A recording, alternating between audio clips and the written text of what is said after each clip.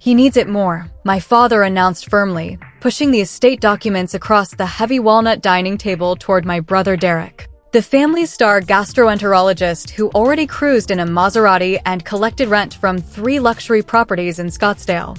The soft glow from my mother's meticulously placed candelabra danced over pages that quietly handed my grandmother's full $2.8 million fortune, the Napa Valley estate, the stock portfolio, even her treasured antique jewelry, straight into Derek's perfectly groomed fingers, leaving me with nothing except a gentle pat on the back and a pitying half-smile.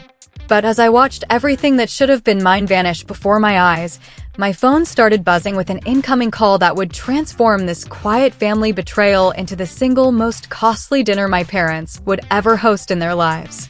I sat frozen in the same velvet-upholstered chair I'd claimed for 32 years of obligatory family gatherings, watching my future dissolve into thin air.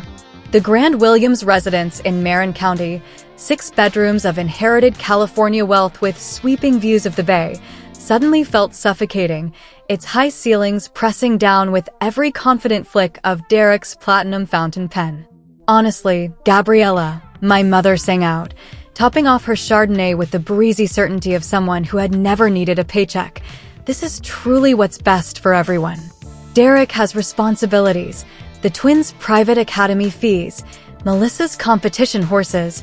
She flicked her wrist as if swatting away a fly. And you, well, darling, you're still figuring things out. At 32. With an MIT computer science degree collecting cobwebs while I tinkered with little apps, as my father loved boasting to his country club friends. Never mind that for the past 5 years I had poured my soul into building something revolutionary from a cramped 1-bedroom in San Francisco, surviving on cup noodles and sheer stubbornness. Besides, Derek added without even glancing up from the documents, you've always been the artistic type. Money would only weigh you down and mess with your vibe. My vibe. Living in a crumbling, rent-controlled walk-up in the Mission District, driving a dented 2014 Honda Civic, doing my grocery runs at Trader Joe's instead of whole paycheck, wearing the exact same black blazer. A 3-year-old Nordstrom rack clearance miracle to every family occasion because it was the only thing I owned that didn't scream broke. Grammy promised me her rings, I whispered, barely audible over the clink of silverware. Promises evolve, sweetheart, my father replied in the smooth, authoritative tone that had earned him partnerships at the most feared corporate law firm in the Bay Area. Your grandmother's assets require careful stewardship. Derek knows finance. Derek, who had flushed 300 grand on meme coins last year. Derek, who had needed 2 secret family bailouts for his sports betting habit. Derek, who, just last month, I had spotted at a dimly lit restaurant in Palo Alto with a woman very much not his wife. My phone vibrated insistently against the linen tablecloth, unknown number, Singapore country code. I nearly silenced it, but literally anything felt better than watching my brother sign away my childhood in neat, smug initials. Excuse me, I murmured, rising. I have to take this. Of course you do, my mother sighed theatrically. Gabriella, this is why we schedule family dinners, to actually be present for once. I slipped through the French doors onto the terrace. The bay glittered below like spilled ink. The cold November wind sliced straight through my bargain blazer. I accepted the call. Ms. Williams? James Morrison here. Morrison, Tanaka and Associates, Singapore. Terribly sorry for the timing, but we've been trying to reach you since morning. My stomach flipped. The Technova deal. In the madness of tonight, I had completely forgotten today was closing day. I have exceptional news, James continued, his crisp London accent cutting cleanly across 13,000 kilometers. The acquisition has finalized. Technova has purchased Neuralink Systems at the agreed valuation. The figure slammed into me like a freight train. $847 million. The wire is complete. After capital gains tax and investor distributions, your personal accounts now reflect approximately $523 million. Your team has received the remaining $324 million as per your equity agreement. Congratulations, MS. Williams, you are officially one of the youngest self-made female billionaires in technology. Through the glass, I could see them laughing at some joke Derek had cracked, my mother refilling glasses, my father proudly squeezing my brother's shoulder, the freshly signed inheritance papers stacked like a victory trophy. Ms. Williams? Are you still with me? Yes, I croaked. Thank you, James. I'll ring you first thing tomorrow. Excellent. Also, CNN, Forbes, and the Journal are already circling for interviews. Shall I forward their details? Tomorrow, I repeated and ended the call.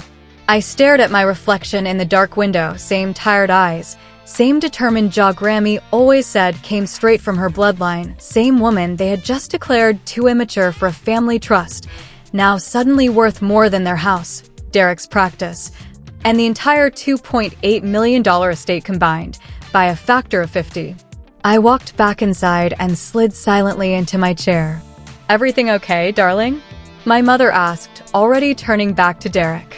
You look like you've seen a ghost, Derek chuckled. Just work, I answered, reaching for my water. Still messing around with those computer games? Derek smirked. Funny thing, we actually have an opening in medical billing. Entry level, but it's steady. That's sweet of you, I cut in gently, but I'll pass. Are you sure you're okay financially, Gabriella? My father pressed, switching to full courtroom mode. You're 32, renting, no assets, no clear path. This decision tonight, he waved at the documents, comes from love. Tough love forces us to make difficult choices. I understand completely, I said, and for the first time, I really did. I understood they had never seen the real me, the daughter who walked away from pre-med to chase code, who turned down a cushy hospital job to bootstrap a startup, who chose risk over the illusion of safety. Since we're discussing difficult choices, I continued, setting my glass down with deliberate care, I should probably tell you I'm relocating. Thank goodness, my mother exhaled. That dreadful neighborhood. I can call my friend Linda, she knows some lovely flats in the city. Actually, I'm thinking Singapore. Or maybe London. Haven't decided yet.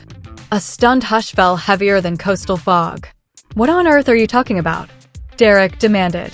My company was acquired today, I explained, savoring each word like aged Cabernet. By Technova, you know, the ones who just put half the planet on satellite internet. We built an AI that stops cyber attacks before they launch. Turns out the market finds that useful. How useful? Derek's voice had gone flat. 847 million useful.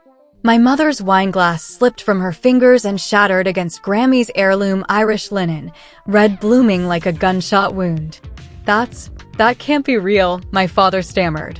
You asked me for $50 for gas 3 weeks ago. Because every penny was locked in escrow so my engineers could eat while we closed the deal, I said calmly. That call was my counsel confirming the transfer. I opened my banking app and slid the phone across the table. The balance displayed more zeros than the app knew how to format gracefully. Derek snatched it, face cycling through shock, denial, and something dangerously close to panic. This has to be fake. Or some Nigerian prince thing. People don't become billionaires in one afternoon. Not one afternoon, I corrected. 5 years. 60 to 80-hour weeks. For major pivots. 2 near-death experiences. 1 algorithm that rewrote the rules.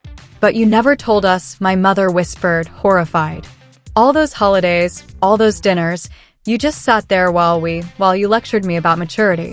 While you held Derek up as the gold standard. While you told your friends I was throwing my life away. Yes, I sat there. Because I learned early this family only respects one definition of success, and it wears a white coat and a Rolex. That's not fair, my father protested weakly, eyes still glued to my phone. Isn't it? I rose from the table, smoothing my blazer. You just handed away my birthright because Derek needs it more. Because he has the respectable career, the picture-perfect family, the life you understand. Because I'm just the daughter who plays with computers. Gabriella, please sit, my mother begged, tears already forming. Like you asked me to sit when you rewrote Grammy's will without telling me? Like that conversation? I looked at the neat stack of signed papers, then at my brother. Keep it. Keep the Napa house where I learned to swim. Keep the portfolio Grammy taught me to read when I was 9. Keep every single ring, especially the Art Deco sapphire she wore when she married Grandpa. the one she pressed into my palm and said, "This belongs to the granddaughter who builds things." My voice wavered only on that last line.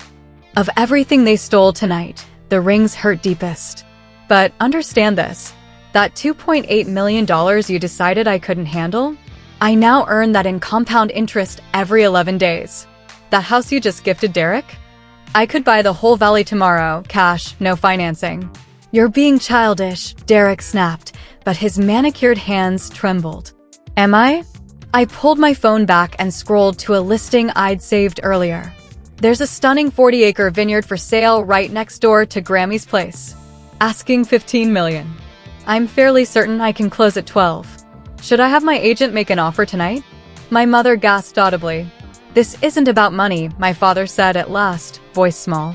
"This is about family." "No, Dad. Family would have noticed their daughter dropped 20 pounds last year because she was choosing between groceries and cloud server bills. Family would have asked why I stopped answering texts for weeks at a time. Family would have celebrated when we hit $1 million in ARR instead of sighing about how I wasn't a doctor." I walked to the entryway, then paused. I reached into my purse and pulled out a slim leather folder I had intended as tonight's surprise. You know the funny thing? I was going to announce I'd finally made it. I brought gifts. I set the folder on the console table. Mortgage payoff for this house. Derek's remaining med school loans. The second mortgage on the yacht club slip you thought I didn't know about.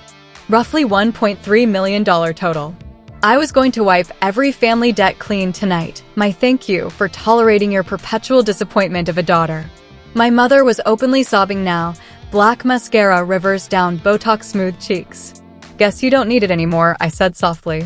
"Derek has Grammy's brokerage account now. I'm sure that will cover everything." "Gabriella," Derek started, standing, face flushed crimson. "Don't," I said, opening the front door to find Marcus waiting beside the matte black Model S I had quietly hired last week, my first real splurge. "Gabby, wait," my father called, voice cracking for the first time in my memory. I turned on the threshold, memorizing their stunned, tear-streaked faces, the three people who had shaped me with their constant doubt, who had unknowingly forged me into exactly who I needed to become. "No, Dad. I'm still your daughter. But tonight I choose to be Grammy's granddaughter, the one who learned that real inheritance isn't what they leave in a will. It's what they teach you to build with your own two hands." Marcus closed the door softly behind me. "Where to, Ms. Williams?" he asked as we glided down the driveway. I glanced back once more at the warm golden windows of the only home I'd ever known. "The St. Regis, please," I answered. "Top floor residence suite. I'll need it for the next month while I look for something permanent." "Any particular area, ma'am?"